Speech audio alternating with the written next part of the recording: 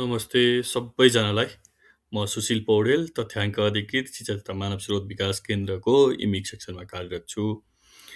तपाईँहरूलाई आज एउटा भिडियो मार्फत अहिले इमिक सिस्टममा ड्यासबोर्डमा भएको परिवर्तनको विषयमा तपाईँहरूलाई केही जानकारी दिन गइरहेको छु। आशा छ यसले तपाईँहरूलाई दैनिक कामकाजमा इमिक सिस्टममा त्यो मिलाउनलाई सहज हुनेछ।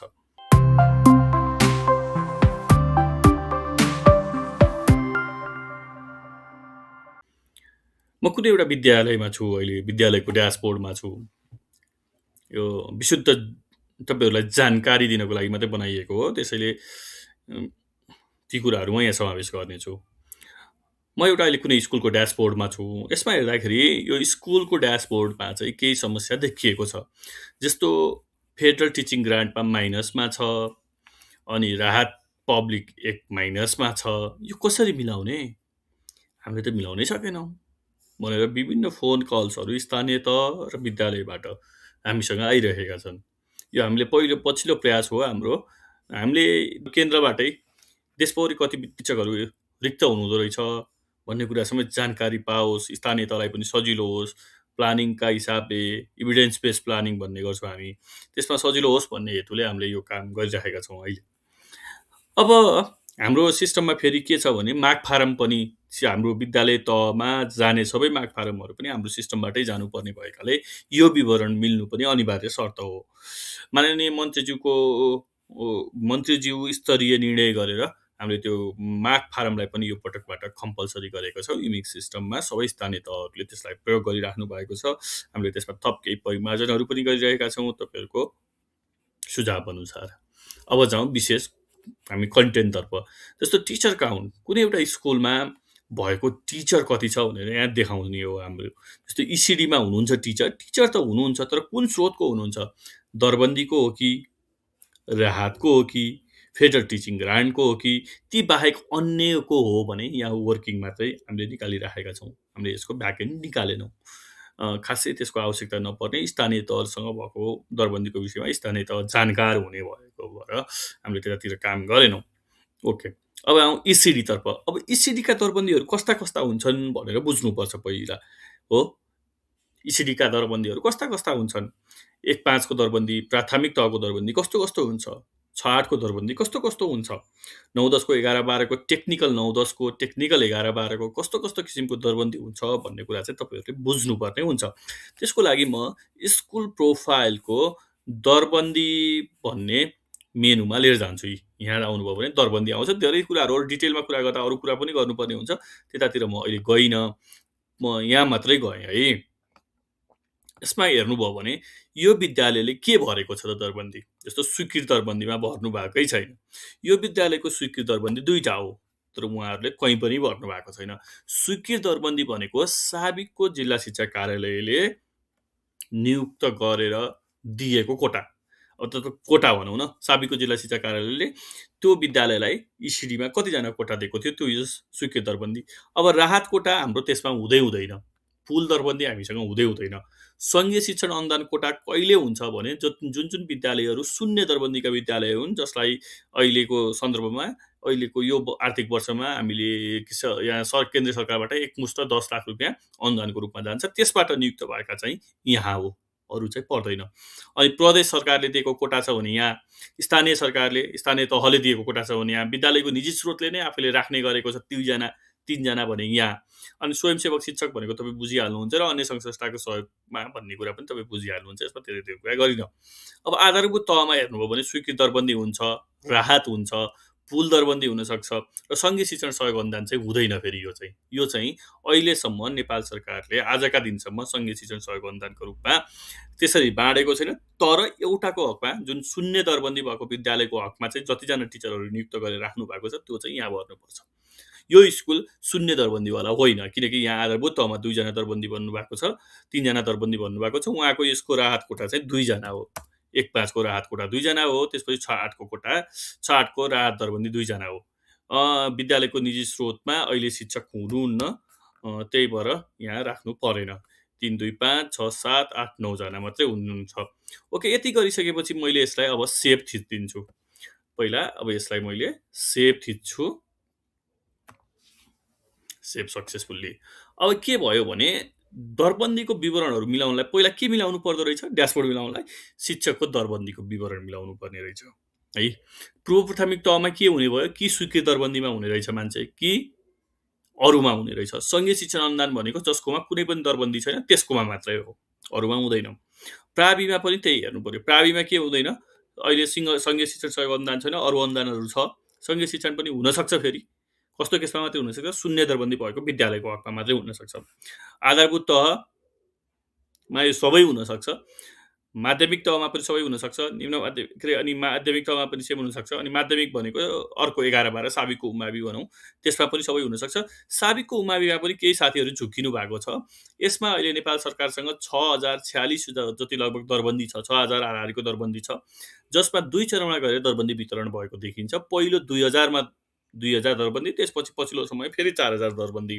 त्यो सुरुको 2000 दरबन्दीमा जति जति नियुक्त हुनुभएको सर म्याडमहरू उहाँहरू स्वीकृत दरबन्दीको सर म्याडमहरू हो है। त्यसपछिको 4000 दरबन्दीमा नियुक्त हुनुभएकोहरू अनुदान कोटामा भन्छौँ हामीले, यसलाई राहत अन्तर्गत रिपोर्टिङ गर्ने गरेका छौँ।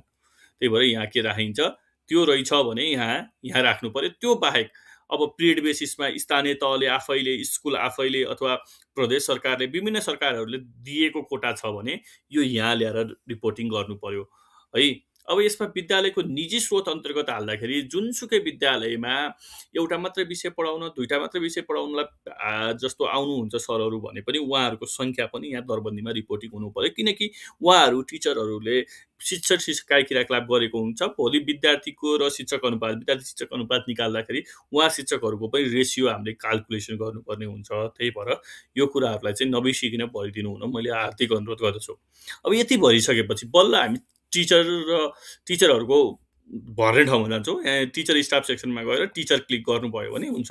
यहाँ अलरेडी भरिसकेको भएर मैले फिल्टर लगाउने बित्तिकै आउँछ, उहाँले भरेको इसिडीको हेर्न जाउँ। पहिला इसिडीको विवरण हेर्दाखेरि यहाँ हेर्नुभयो भने इसिडीको विवरण हेर्दाखेरि एक्सनमा गएर एडिट गर्नुभयो भने अरू धेरै कुराहरू यहाँ इन्फर्मेसनमा सबै कुरा भर्नुपर्छ, भर्नु नै भएको छ होला।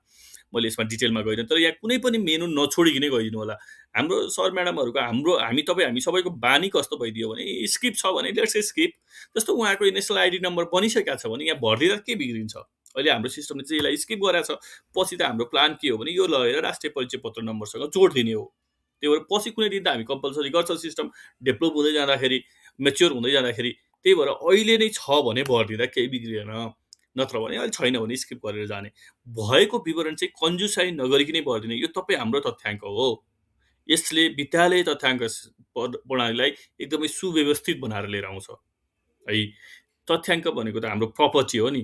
जस्तो कुनै स्थानीय तहमा कतिजना थाई टिचर हुनुहुन्छ, कतिजना अस्थायी टिचर हुनुहुन्छ, कतिजना राहत हुनुहुन्छ होइन, कतिजना पालिका स्रोतमा हुनुहुन्छ, पालिका स्रोतमा भएका मध्ये कतिजनाले माथिल्लो कक्षामा पढाउन सक्नुहुन्छ, त्यो क्वालिफिकेसन छ त नि भन्ने कुरा त कसरी निकाल्ने भन्दा तपाईँहरूले भरिदिएको यही विवरणको आधारमा निकाल्नु पर्ने होइन कि अब फेरि तपाईँहरूलाई नै फोन गरेर स्कुलमा फोन गर्दै फेरि सोध्नु पर्यो, सर हेर्छ तपाईँको स्कुलमा कतिजना टिचर? 6जना टिचरमध्ये कतिजनाले चाहिँ अहिले पढाइराखेको तहभन्दा माथिल्लो तहमा पढाउने क्षमता छ त नि भनेर सोध्नुपर्ने स्थिति आउँछ।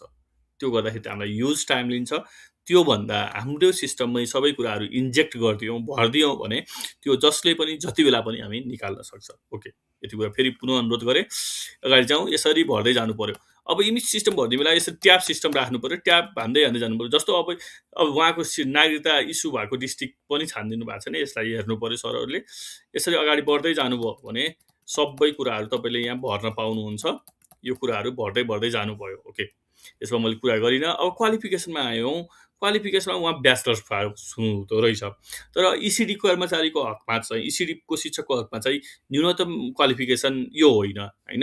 हाम्रो +2 एसएलसी पुरानो हुनुहुन्छ भने एसएलसी पनि छ, पछिको चाहिँ +2हरूको न्यूनतम क्वालिफिकेसन भएको सबैजना हुनुहुन्छ। यसरी भर्दाखेरि उहाँसँग तपाईँसँग 2-3टा लेभलको क्वालिफिकेसन छ भने, जस्तो एसएलसीको छ भने सबैभन्दा पहिला एसएलसी, त्यसपछि +2, त्यसपछि माथिल्लो टपमा आउँदाखेरि चाहिँ अहिलेको चालु तपाईँको सबैभन्दा हाइएस्ट क्वालिफिकेसन आउनु पर्यो कि यसरी।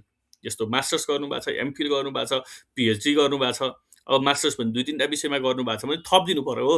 अलिकति अल्छी नगरिकन यो थपिदिनु पर्यो। यति थपिदिँदाखेरि के हुन्छ भने अघि मैले भनेकै कुरा, जस्तो उहाँ म्याडम इसिडीमा पढाउँदै हुनुहुन्छ र भोलि कुनै त्यस्तो अवस्था आयो, माथिल्लो कक्षामा पनि लिन पर्ने, भ्याउनु पर्ने अथवा केही त्यस्तो पोलिसी आयो भने हामी त के गर्न सक्छौँ, त्यो कतिजना त्यसको लागि एभाइलेबल हुनुहुन्छ भनेर त हेर्नु पऱ्यो नि त, रिसर्च त गर्नु पऱ्यो र डेटा त निकाल्नु पऱ्यो, त्यसको लागि पनि काम लाग्छ। त्यही भएर यो कुराहरू पनि तपाईँले नछोडिकन भरिदिनु पऱ्यो। अब आउँ एक्सपिरियन्समा। एक्सपिरियन्समा भर्दाखेरि हेर्नु त उहाँले केमा भर्नुभएछ, फेडरल टिचिङ ग्रान्टमा भर्नुभएछ। उहाँ के हो, स्वीकृत दरबन्दीको टेम्पोररी करार हो, तर उहाँ के को हो, स्वीकृत दरबन्दीको हो के, इसिडी लेभलको। यो यहाँ भरिदिनु पर्यो। अब इसिडी बाहेक अरू कक्षामा पनि पढाउनुहुन्छ भने यहाँ छानिदिनु पर्यो। हामीले यो इसिडीको विषय नराखेको पनि भयो पनि हुन्थ्यो। अब कति हाम्रा विद्यालयहरूका प्र्याक्टिसहरू अलिक फरक फरक किसिमका पनि भएको भएर हामीले यो छोडेको हो। यसलाई सेभ एक्सपिरियन्स गरिदिनु पर्यो है। यसरी सेभ एक्सपिरियन्स गरिसकेपछि अब बल्ल हामी अनि ट्रेनिङ पार्टतिर जान्छौँ। अहिले त एक्सपिरियन्स भर्दा कुनै शिक्षक कर्मचारीले जुन पदमा काम गरेको छ जुन पदमा काम गरेको छ सुरुदेखि हालसम्मको क्रममा भर्ने र हाल कार्यरत पदमा मात्रै यस गर्ने। हाल कार्यरत पदमै उहाँले यस गर्नुभयो। अब उहाँले पहिला कुनै प्लस टूमा कुनै तल्लो तहमा पढाउनु भएको थियो भने उहाँ पनि तल एउटा भरिनु पर्यो। यो पहिलो भरेको चाहिँ तल तल तल झर्दै जान्छ के, यसरी बुझ्नु पर्यो। यो पद चाहिँ उहाँले पहिला 2-3 ठाउँमा काम गरिसक्नु भएको थियो भने यो पद चाहिँ माथि टाउकोमा यहाँ हुनुपर्छ, यहाँ टपमा हुनुपर्छ। अब फेरि अर्को हुँदाखेरि फेरि तपाईँले के गर्नुहुन्छ, एडमोर गर्नुहुन्छ अनि यहाँ थप्नुहुन्छ। भोलि उहाँ म्याडम नै प्रावित हाई हुनुभयो भने प्रावित हाई चाहिँ उहाँको यहाँ आउँछ, तलपट्टि उहाँको यो रेकर्ड बसिरहेको हुन्छ। यसरी हाई ऱ्याङ्किङ के समय अनुसार भर्दै आउने, सबैभन्दा तलको गइसकेको बितिसकेको पछाडि तल तल, त्यसपछि माथि हुँदै आउनुभयो भने यसको मिल्छ। ओके, अब ट्रेनिङ पार्टमा जाँदाखेरि जुन शिक्षक कर्मचारीहरूले तालिम लिनु भएको छ है, तालिम लिनु भएको छ उहाँको मात्रै भर्ने, अन्यथा नभर्ने। जस्तो अहिले यहाँ के देखियो भने इन सर्भिस ट्रेनिङ टिपिडी उहाँ हुनुहुँदो रहेछ इसिडीको टिचर, तर 1-5 को टिपिडी लिनु भएको छ भनेर आयो। अब यो हो कि होइन एकचोटि चेक गर्नु पर्यो तपाईँले, होइन त्यस अनुसार तपाईँले यहाँ भर्नु पर्यो है। इसिडी ट्रेनिङ लिनुभएको कि के हो यसलाई हेरिदिनु पर्यो र अनि यसलाई सेभ थिचिदिनु पर्यो। अहिले यहाँ भइरहेको भएर मैले सेभ थिचेँ। ओके, मैले अहिले एकजना शिक्षकको विवरण मिलाएँ है। त्यसपछि यही स्कुलको ड्यासबोर्डमा जाउँ त। अहिले हेर्नुहोस् त यहाँ के देखियो, अघि सरकोमा यहाँ फेडरल ग्रान्टमा -2 देखिरहेको थियो, अनि यहाँ 2 देखिरहेको थियो, यहाँ वर्किङमा 2 अनि भ्याकेन्टमा -2 देखिरहेको थियो। विवरण नमिलेको भएर रहेछ नि त। त्यस खासमा त इसिडीमा उहाँ के हुन्छ, हाम्रो पर्मानेन्ट कोही पनि हुन्न स्थायी इसिडीमा, स्थायी हुन्न तर स्वीकृत दरबन्दीमा कन्ट्र्याक्टमा कार्यरत हुनुहुन्छ। त्यही भएर उहाँको के आयो, कन्ट्र्याक्टमा आयो एकजना भ्याकेन्ट आयो। एकजना किन भ्याकेन्ट आयो, उहाँले त अघि स्कुल प्रोफाइलमा भर्दाखेरि दरबन्दी चार्टमा त कतिजना भर्नु भएको छ, 2 जना इसिडीको सङ्घीय शिक्षण के अरे 2 जना स्वीकृत दरबन्दीमा भर्नु भएको छ। उहाँले हो भन्नुभएको छ, उहाँको 2 जना सङ्घीय दरबन्दी हो नि त, के अरे स्वीकृत दरबन्दीमा हो नि त। तर एकजना मात्रै अहिले हामीले के भर्यो, मिलाएर डेटा मिलाउँदाखेरि एकजनालाई मात्रै स्वीकृत दरबन्दीमा हालेको भएर अझै एकजनाको विवरण मिलायो भने बल्ल यो -1 पनि गर्छ, यहाँको 1 पनि गर्छ। हेरौँ है त, फेरि जाउँ, फेरि टिचरमै कुन लेभलको हामीले इसिडीको मिलाइराखेको भएर इसिडीमै जाउँ। अब अघि हामीले एउटा म्याडमको हेरेको थियौँ, अब अर्को म्याडमको हेर्छौँ, एडिटमा जाउँ हो। अरू कुरा अहिले मैले थप गरिनँ, फेरि सिधै यहीँ गएँ। मैले फेडरल रहेछ, यसलाई लगेर मैले के गरिदिएँ, स्वीकृत दरबन्दीमा राखिदिएँ र सेभ गरिदिएँ। अरू कुरा पनि तपाईँहरूले 1 by 1 हेर्नु होला होइन, त्यसरी हेर्नुभयो भने मिल्छ। ल अब हेर्नुहोस् त, उहाँको 2 जना आयो कन्ट्र्याक्टमा, यता सबै 0-0 मिल्यो हो, मिल्यो नि। यसरी मिलाउनु पर्यो क्या सरहरूले, अनि मात्र त्यो कुराहरू मिल्छ। जस्तो अब यहाँ हेर्नुहोस् त, उहाँको 3 जना स्थायीमा के अरे 3 जना स्थायी हुनुहुन्छ, 2 जना चाहिँ राहतमा हुनुहुँदो रहेछ, अनि 6-8मा पनि 2 जना राहतमा हुनुहुँदो रहेछ। यो कुरा सबै मिल्यो। यसरी चाहिँ मिलाउने हो है यो ड्यासबोर्डको विवरणहरू। यसरी नमिलाउँदासम्म मिल्दैन। जस्तो इसिडीमा अब यो पर्मानेन्टमा छ तपाईँको भने यो गलत हो, फेडरल टिचिङ ग्रान्टमा छ भने पनि तपाईँको यो गलत हो। हेर्नुहोस् है, त्यसलाई बुझिदिनु पर्यो। अब 1-5मा पनि फेडरल टिचिङ ग्रान्टमा छ भने पनि गलत हो। कस्तोलाई गलत हो, जसको 0 दरबन्दी भएको स्कुल होइन उहाँहरूको लागि गलत हो। तर 0 दरबन्दी भएका हामीसँग 500 हाराहारी विद्यालयहरू, 400 हाराहारी विद्यालयहरू छन्, त्यसका लागि चाहिँ त्यो सही हो फेरि है। अनि 6-8 को हकमा पनि ठ्याक्कै त्यस्तै गरी हेर्नु पर्यो तपाईँको के छ त्यहाँ, अनि त्यही अनुसार मिलाउनु पर्यो। त्यो मिलाउने बित्तिकै यो अटोमेटेड मिलेर आउँछ। अब हेर्नु त, उहाँकोमा इसिडीमा 2 जना कन्ट्र्याक्टमा हुनुहुँदो रहेछ हो, यो अरू सबै थाहै हुनुहुँदो रहेछ। 3 जना 1-5 को थाहै हुनुहुँदो रहेछ, सकियो। अनि त्यसपछि राहतमा हुनुहुँदो रहेछ 2 जना, अनि फेरि 6-8 मा फेरि 2 जना हुँदो रहेछ। अब हेर्नुस् त उहाँले के भर्नु भएको छ कर्मचारीकोमा हेर्नुस् त कर्मचारी स्टाफहरुकोमा उहाँले कर्मचारीको रूपमा भर्नु भएछ उहाँलाई।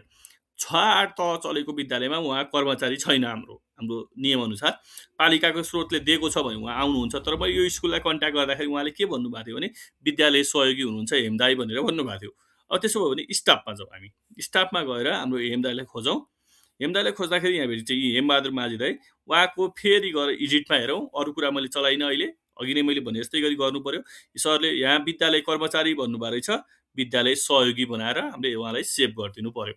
अब यति गरिदिने बित्तिकै हाम्रो ड्यासबोर्डमा चेन्ज भएर आयो, यी सर विद्यालय सहयोगीमा आउनुभयो हेमदाई, अरू शिक्षकहरू पनि मिल्यो। यसै गरी सबै विद्यालयले मिलाइदिनु भयो भने यो स्थानीय तहको मिल्यो। हेर्नु त गजबले। त्यसपछि फेरि स्थानीय तह मिलाउँदै आयो भने त्यसपछि जिल्लाको मिल्छ, जिल्ला मिलाउँदै आउँदाखेरि प्रदेशको मिल्छ, प्रदेश मिलाउँदाखेरि देशको मिल्छ। शुभ होस् सबैलाई। नमस्ते।